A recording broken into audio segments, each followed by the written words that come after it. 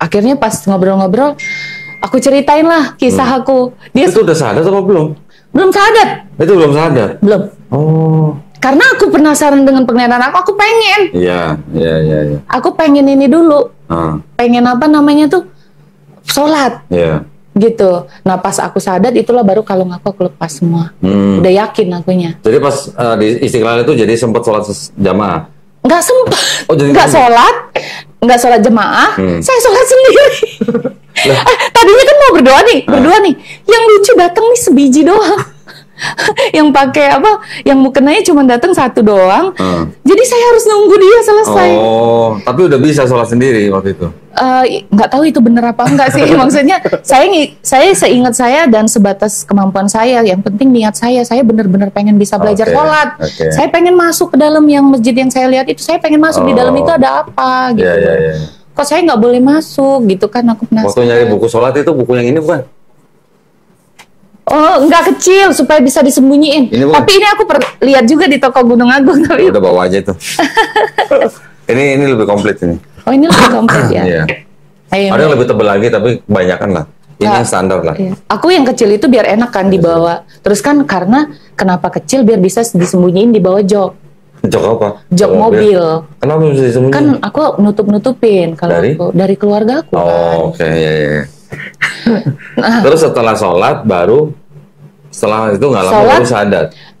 Saya dapat penglihatan yang keempat, yang terakhir lah yang benar-benar membuat saya syahadat. Di situ ada matahari gede banget, kayak sudah deket banget sama bumi. Yang masjid yang saya lihat, yang saya pengenin masuk itu, kena lagi tuh yang lelehan air emas itu sampai menutup semua masjid itu gitu loh. Nah, pas waktu saya baru tahu, sumpah demi Allah, saya nggak tahu kalau ternyata kalau hari kiamat itu yang namanya matahari kan di Al-Quran itu cuman berapa jengkal dari bumi kan. Ya Allah, kok itu pertama Al-Ikhlas yang nggak pernah saya La ilaha illallah saya nggak pernah tahu. Saya digiring ke sana gitu dari logik yang saya pelajarin semua kan keesaan Tuhan gitu. Terus tentang hari kiamat. Dari situ saya takut kok. Karena kan udah ngomongin soal kiamat nih. Siapa yang nggak mikir kalau sudah yang terakhir ngomong kiamat. Dalam hati saya, gila kali ya saya ya. Sudah sampai dikasih begitu, udah dikasih logik pemahaman seperti itu gitu. Udah tuh diteguhin lagi sama penglihatan. Kok masih aku bandel misalnya gitu kan. Akhirnya disitulah saya memutuskan syahadat, kalungnya saya copot. Tapi saya sampai ke rumah bohong, kayak bilang kalung itu patah, hilang gitu kan, segala macam. Ya, nah di rumah mulai tuh saya pergumulan, kesulitan saya adalah saya pengen sholat susah kan, tapi kepengen banget tetap sholat gitu. Akhirnya saya pakai selimut gitu pura-pura, tapi aduh mama kedinginan nak, saya ngomong sama anak saya gitu, mama ini dulu deh ya, mama mau doa. Padahal aku ngomongnya bilang mau doa, cuman memang kepala aku kerudungin sampai full gitu kan. Karena kata temenku kalau niat sholat itu nggak harus ini loh, nggak harus pakai segala macam. Bisa di tempat tidur kamu, yang penting hatinya benar-benar. Termasuk waktu yang di Istiqlal itu aku dengar suara ibu-ibu samar-samar. Itu dia sendirian datang. Ya udahlah biarin lah, yang penting niatnya. Kayaknya salah deh aku waktu itu. Kayaknya aku mungkin ada yang salah deh waktu itu. Aduh, ya ampun, itu bener-bener namanya saking penasaran pengen bisa masuk di situ. Aku pengen tahu. Ternyata kan memang saya pas akhirnya saya cari tahu sendiri majelis Mu'alaf Center Indonesia, saya cari-cari tahu, ketemu Bunda Sri Fatimah waktu itu. Ya, saya sempat diajarin ngaji, bahkan dia bilang, ya kamu nggak boleh tinggal bareng sama pasangan kamu lagi karena kamu udah ini kan gitu. Jadi akhirnya saya memang karena dari dulu juga rumah tangga udah nggak ini, ya saya juga makin ini kan, saya memisahkan diri, saya berusaha bermuhasabah untuk saya benar-benar meyakini apa yang saat ini saya percaya gitu. Akhirnya setelah saya yakini, saya jalani, oh tidak sampai di situ saja, Ferguson ternyata. Ferguson. Orang tua atau apa? Orang tua udah pas waktu keluar itu kan udah mulai kebaca juga, ngecium kalau saya ternyata saya udah muslim. Waktu itu entah kenapa pas waktu ribut-ribut sama keluarga, aku tuh hati aku cuman pengen ngomong la ilaha illallah, la ilaha illallah, la ilaha illallah gitu. Baru aku rasanya tenang. Nah mungkin aku nggak ngerti ya suara aku apakah kedengaran atau gimana, karena aku pengen ngomong itu pada saat itu gitu. Akhirnya adik aku datang ke kamar nanya saya, yuk emang ini, karena pakai bahasa Palembang ya kan namanya, emang mama. Coba bahasa Palembangnya gimana coba? Nggak apa-apa. Emang lah masuk Islam, artinya udah masuk Islam gitu kan. Tapi aku ngomong lah akhirnya apa adanya. Mama udah tahu, mama udah curiga. Ya udah ada rasa ketakutan kan. Akhirnya karena ribut juga sama mantan, ribut sama mama semua, akhirnya aku keluar dari rumah. Tujuannya tuh aku nenangin diri sebenarnya niatnya, dan hari ketujuh aku akan balik lagi, aku bilang hari ketujuh aku akan balik lagi gitu, setelah hati aku tenang dan memutuskan apa yang aku inginkan gitu kan. Nah akhirnya pas aku balik lagi mereka nggak ada semua, lagi pergi semua. Ya udah, aku yang penting sudah sesuai komitmen, saya sudah pulang ke rumah, saya bawa semua baju, saya pergi tanpa bawa harta apapun, harta apapun saya tinggalin, gitu. Saya nggak bawa apapun, bener-bener saya cuman bawa baju saya. Anak maunya tinggal di situ, mau tinggal di rumah lama, dan sempet ke ini sih, ke doktrin nama mereka lah gitu, sampai Stella tahu kalau nama anak saya Stella tahu kalau mama Muslim gitu.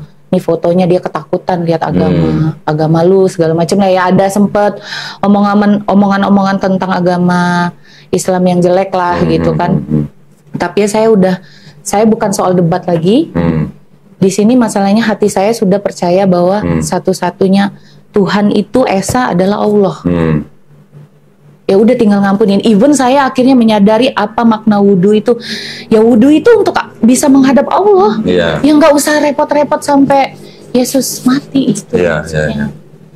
Aku sampai memahami hal itu gitu. Sampai aku mengimani hal itu, dan setiap aku sholat pun pada saat baca Al-Fatihah, pada saat habis Al-Fatihah, Al-Ikhlas terus, yang tahu aku tuh Al-Ikhlas kan pertama, Al-Ikhlas aja gitu. Tapi ya itu semakin memperkuat dan memperteguh aku, karena setiap sholat itu kan ada maknanya tuh. Pada saat kita sholat yang pertama sekali, pada saat kita habis wudhu, habis itu kita doa iftitah ya kan, habis itu kita Al-Fatihah, habis Al-Fatihah Al-Ikhlas. Dan yang bikin aku benar-benar terpukau banget tuh ini sih. Aku pikir Rabbik Firli itu hal yang biasa ya, ternyata Rabbik Firli Rabbik Firli warhamni wartsburni ya. Maaf kalau kata-katanya masih belum lancar. Itu benar-benar tuh buat aku, ternyata Allah itu mau ngangkat derajat kita, mengampuni kita. Maksudnya kan kemarin dulu aku sempat berbahasa roh, nikmatnya sama gitu. Pas waktu sholat itu, kan dulu kan berbahasa roh kalau waktu ternyata sebenarnya apa yang kita rasain itu ketika kita mengalami keintiman dengan Tuhan, bukan kebawa ke perasaan. Pada saat kita tahu makna yang dikasih sama Allah di dalam hidup kita itu loh, bahwa Dia itu Tuhan yang mengasihi, ya kan, yang mengampuni, yang akan menunjukkan kita jalan yang lurus. Itu yang buat aku tuh bener-bener tertegun, bahkan sampai ibaratnya pas habis itu kan, habis kita Al-Fatihah, Al-Ikhlas gitu kan, habis itu kita ruku kan. Pas ruku itu kan kita subhana, kalau pas lagi nggak sholat kayaknya ini ya, ya azimi, tunggu ya, tiba-tiba jadi lupa. Ya, terus maksudnya setelah itu?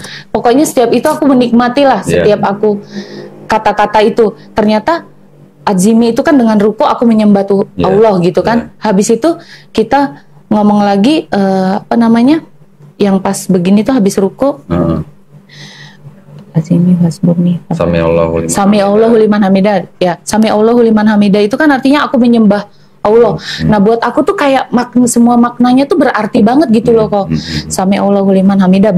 Habis itu kan kita kan Rabbana lakal hamdu. Rabbana lakal hamdu. ya kan. Habis itu baru kita turun. Nah itu aku tuh benar-benar kita mengatakan bahwa subhana waktu sujud ya. Ya waktu sujud gitu kan, subhanallah.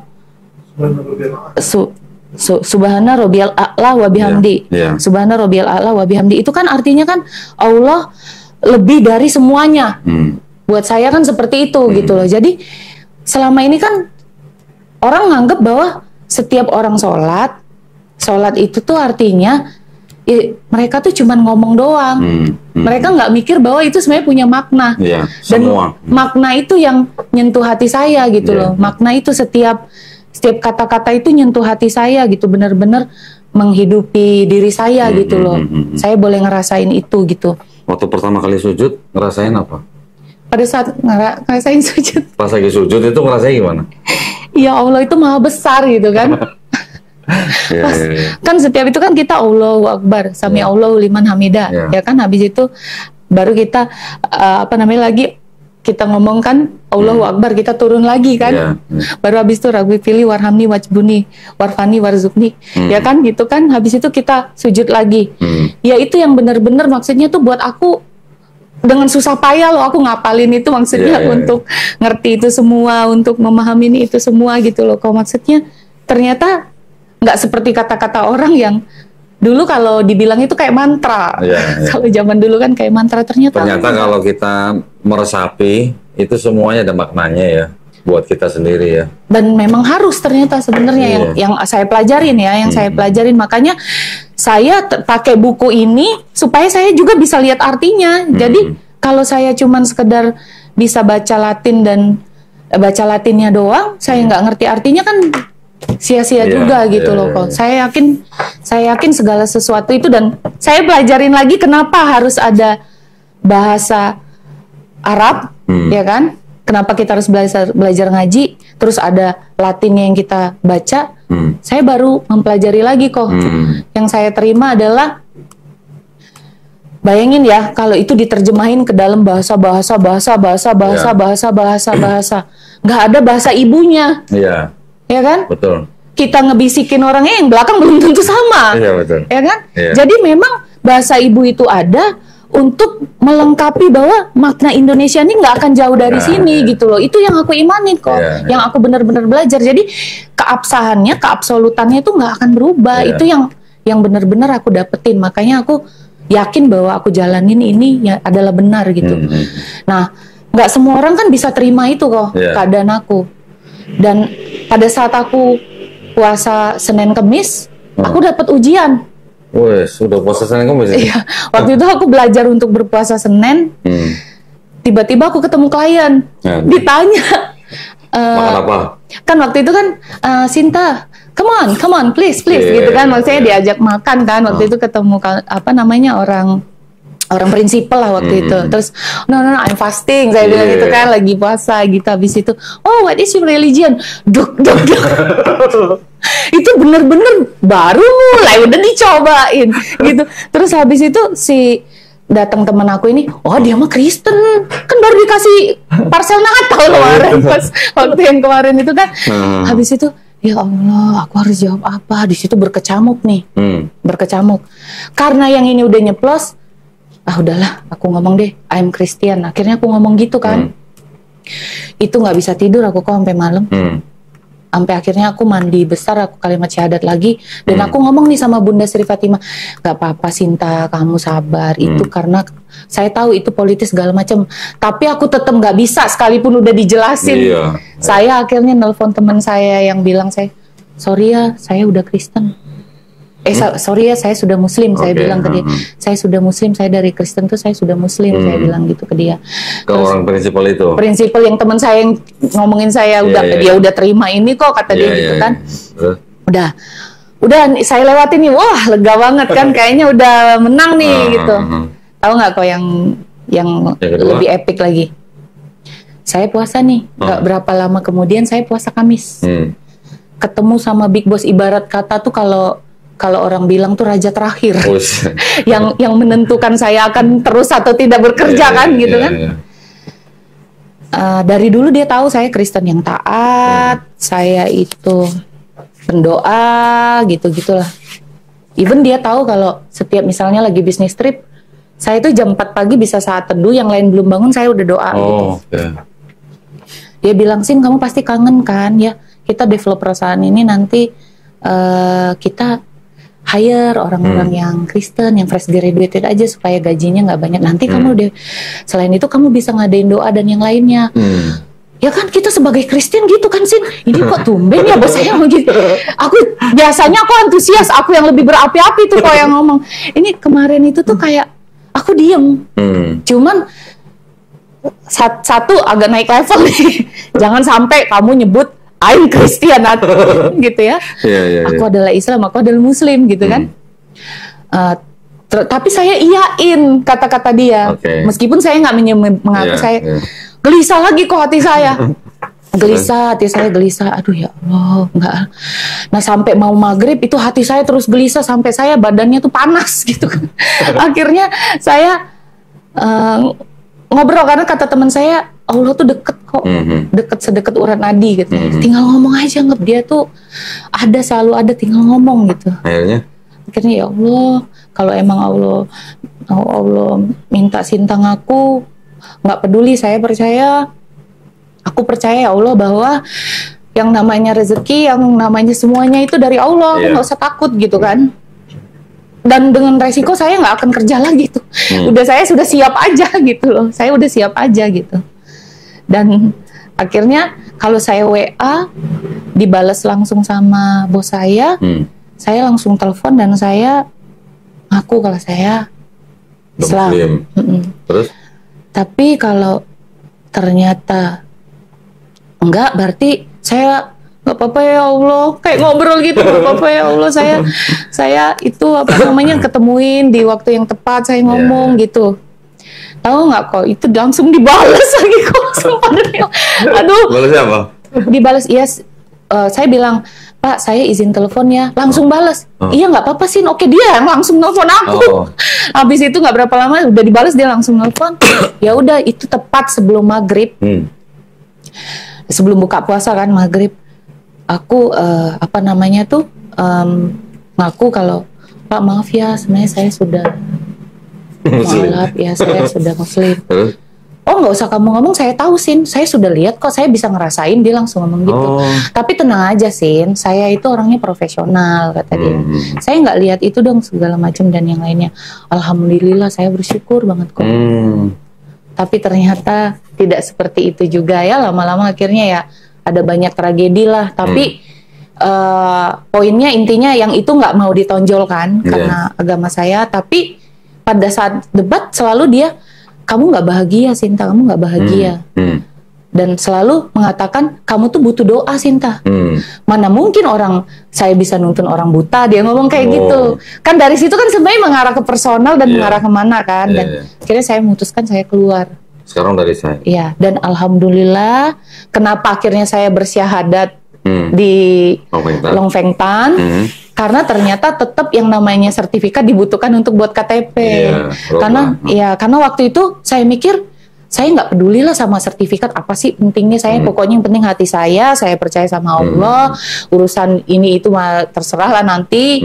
Saya nggak pikirin soal administrasi karena niat saya mau hidup dalam kepercayaan saya di sini, saya mau benar-benar hidup di situ gitu. Ya gitulah kok kurang lebih, maksudnya perjalanan saya ya sampai yang sekarang. Seru banget ya ceritanya. Mungkin kepanjangan. Enggak, saya dengar sampai bengong dari tadi.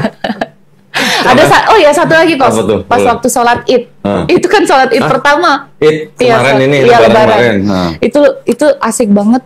Sebenarnya sedih sih. Waktu itu kan saya nggak ada keluarga, nggak ada siapapun. Akhirnya meskipun teman-teman kantor yang lain tuh masih ada yang mau terima, tapi kayaknya tuh gimana ya hati saya. Akhirnya saya memutuskan sholat Id sendiri. Dan pas waktu masuk ke ke masjid itu, saya ngelihat sepi banget jalanan, sama saya ngelihat ada rasa iri gitu orang dengan keluarganya gitu. Pasangan. Bukan cuma pasangan kok, saya rame sekeluarga gitu kan. Habis itu yang bikin saya terkejut, lah kok ini sampai ke rumput-rumput ya, maksudnya orang sampai udah di lapangan kan, namanya nggak pernah seumur hidup nggak pernah ngejalanin itu kan. Mana saya cuman bawa mukena, nggak ada sejadah, nggak mungkin dong. Saya ingat lagi kan kata teman saya, tinggal minta, pokoknya ngomong aja sama Allah gitu kan. Aku udah pengen banget sholat id. Akhirnya pas itu aku bilang, ya Allah tolong dong, ya Allah kasih aku sejadah, aku perlu sejadah dong ya Allah gitu. Aku cuman bawa mukena. Akhirnya aku datang nih ke tempat yang mas-mas atau abang-abang yang jaga masjid itu kan. Saya bukan cuma dikasih sejadah kok, sumpah. Saya ditebarin karpet, kita dapat bagian yang karpet dan ada tenda. Saya masih ada fotonya. Saya punya fotonya. Itu sampai ya Allah, apa yang aku minta malah tuh dikasihnya tuh bener-bener, jadi kayak. Berarti Ramadan kemarin kan puasa pertama dong? Iya. Gimana puasa pertama? Iya, excited banget sih maksudnya. Ya makin melengkapi kan waktu itu ya. Meskipun bukan berarti saat ini saya udah menjadi manusia yang sangat akhlaknya baik banget. Enggak sih, saya masih banyak dosa segala macam. Tapi saya meyakini bahwa Tuhan saya adalah Allah. Saya meyakini itu dalam setiap sholat. Meskipun saya belum pinter-pinter banget ya. Karena kalau pas sholat itu pas sholat baru inget tuh lancar kalau pas ngomong biasa. Iya. Itu kayak semua maknanya tuh nyentuh hati saya gitu. Doain aja saya biar istiqomah dan lebih-lebih saya bisa ngaji, pengennya bisa ngaji. Kalau keluarga nanya saya bisa jawab. Itu sih yang terutama ya, karena kan keluarga bener-bener Kristennya ini banget. Mungkin itu saat ini ya yang bisa aku sharing. Nah, tapi kemarin berarti waktu puasa pertama kali ngerasain dong nikmatnya dong. Ngerasain dong. Setiap buka puasa tuh kayak nikmat banget, sama yang menurut aku yang paling ini ternyata nggak berasa ya. Nggak berasa ya? Betul emang. Dulu waktu sebelum saya ngerasain puasa pertama, rasanya udah takut, berat gitu. Wah, ntar gimana ya, Karena pikirnya bangun pagi segala macem kan. Ternyata giliran ngejalanin biasa aja. Biasa aja sih. Iya. Malah seru. Dan mungkin kalau wanita kan pengennya bisa ngurusin badan gitu juga kan, biar lebih sehat gitu. Cita-citanya juga gitu. Nggak taunya? Ya biasa aja sih. Maksudnya biasa aja, nggak turun juga, nggak gitu. Cuman yang sempat dipikir bahwa itu susah segala macam, pada saat kita ngejalanin ternyata enggak. Memang niatnya buat Allah ya, rasanya beda sih. Benar. Iya. Karena buat pandangannya kan ke Allah, bukan ke kesakitannya gitu, kesusahannya. Ternyata nggak ada ininya. Kalau buat saya yang udah ngejalanin, saya udah ngejalanin berapa tahun ya? Ini tahun ke-8. Alhamdulillah nih ya, bukan bermaksud apa-apa. Belum pernah bolong saya puasa. Alhamdulillah. Mau sakit mau enggak, tapi alhamdulillah dengan niat yang benar gitu ya, nggak ada yang bolong. Ya kalau perempuan ada sih kan. Ya kalau perempuan oke. Tapi maksud saya selama sekian tahun saya berpuasa, alhamdulillah saya nggak pernah bolong. Karena apa? Niat itu. Niatnya hanya untuk lillahi ta'ala gitu. Alhamdulillah ya, seru banget ya ceritanya. Seru. Boleh lagi dong ntar dong. Jadi sebenarnya perjalanannya tadi kalau saya perhatiin hanya dari diskusi ya. Hanya dari diskusi. Tapi memang karena di sebelumnya kan mulai dari kecil tuh sebenarnya ada pertanyaan-pertanyaan. Bibitnya tuh sebenarnya udah ada kan kita. Harus diakuin kan kok. Iya, betul. Bibitnya ada. Cuman pertanyaan-pertanyaan dari kita dulu kan kita tutupin sendiri. Enggak lah, kita ngerasa enggak lah gitu, selalu kayak gitu. Kayak giliran ada orang yang nanya baru kita nggak bisa jawab, gimana? Nggak tahu pertanyaan dia sama pertanyaan kita dulu ya. Iya, gitu, bener. Bener ya. Jadi tadi gara-gara ada yang nanya apa? Lu yakin Tuhan lu apa? Jangan. Tapi yang jelas memang sih, maksudnya ya kalau memang dosa itu harus Tuhan itu adil segala macam, harus ibaratnya Tuhan harus menjadi manusia dan yang lainnya, terus yang sebelumnya gimana kan itu kan juga itu satu ya. Tapi gini sebenarnya ini kalau saya mau bicara dari sisi ilmiah nih ya, yang sumber-sumbernya nih. Biar saya belajar juga nih, tambah ilmu nih. Ya, kalau kita ngelihat Bible, kan ini ada dua bagian utama. Ada perjanjian lama, perjanjian baru kan. Perjanjian lama, saya udah sering bilang di channel saya lah, bahwa ini berasal dari kitabnya orang Yahudi. Ya, Tanakh kan. Diterjemahkan menjadi Septuaginta, baru kemudian menjadi perjanjian lama orang Kristen. kalau kita baca secara apa namanya ya, secara global konteks gitu di Perjanjian Lama, walaupun dengan segala kontradiksinya misalnya, atau dengan kisah-kisah kekerasannya misalnya, tetapi di dalam Perjanjian Lama itu sebenarnya konsep ketuhanannya adalah tauhid, dan sangat jelas. Bilangan 23:19, Tuhan bukanlah manusia, Tuhan bukanlah anak manusia, masakan Tuhan berfirman dan tidak menepatinya. Kemudian nanti ada lagi di Yeskiel 18:20, yang berdosa itu yang harus mati.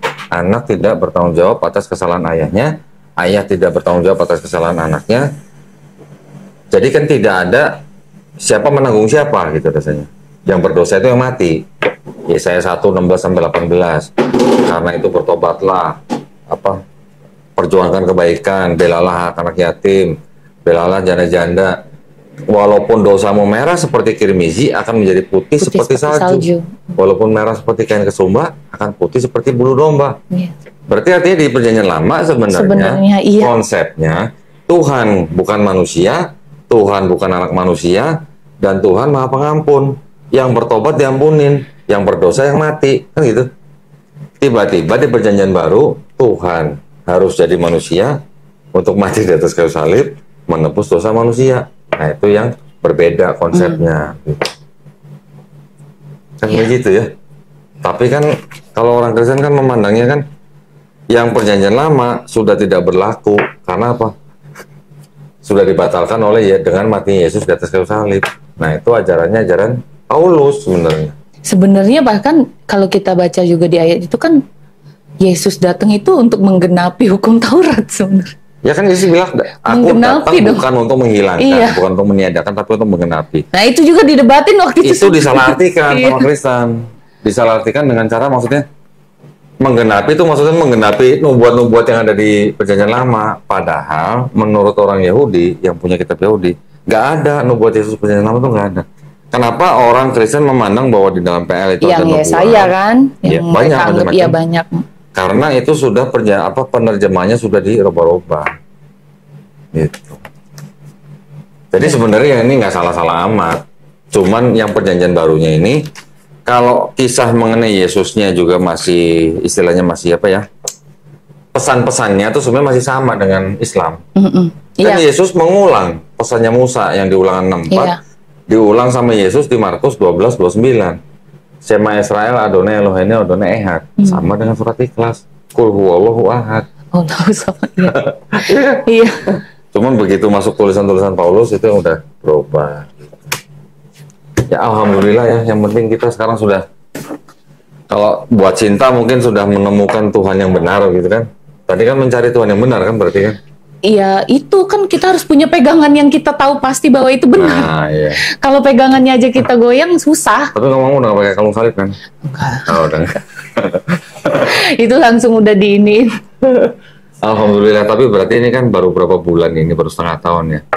Iya, baru setengah tahun belajarnya ya. Maksudnya belajar ininya, sholatnya baru 4 ayat lah, 4 surat. 4 surat. 4 ya, surat. apa-apa. Nanti tambah 1-1. 5 lah. Oh, 5. Alhamdulillah. Ayat kursi udah? Ayat kursi belum. Keren tuh ayat kursi. Iya ya. Ayat kursi harus banyak. Ayat kursi ya. Ya. Habis ini ayat kursi deh. Alhamdulillah. Terima kasih banyak nih ya perhatiannya buat para pemirsa. Kita tadi udah dengar keseruan cerita daripada Sinta ya. Jadi sekarang masih tinggal sendiri berarti ya? Masih paling dengan anak kalau pas lagi libur. Oh, kadang dia datang. Oke. Mohon doanya dari para pemirsa, mudah-mudahan anak mendapat Cinta hidayah, istiqomah, kemudian anak juga mendapatkan hidayah ya. Amin. Amin, amin ya rabbal alamin. Baik, untuk para pemirsa yang ingin mendukung perjuangan dakwah kami, dipersilakan untuk mengirimkan ke BSI nomor 111889988 atas nama YPM atau Jakarta, dan bisa konfirmasi ke call center YPMA di nomor 0813 9883 7007. Barakallahu fikum, semoga dukungan daripada para pemirsa diterima di sisi Allah Subhanahu wa taala menjadi amal jariah ya. Amin ya rabbal alamin. Terima kasih banyak Sinta, waktunya udah cukup malam. Iya, nggak berasa. Kalau udah ngomongin itu kayak nggak ingin waktu. Iya ya. Mudah-mudahan kita semua istiqomah, husnul khotimah ya. Ya, baik kalau begitu terima kasih sekali lagi buat para pemirsa. Wabillahi taufiq wal hidayah. Wassalamualaikum warahmatullahi wabarakatuh.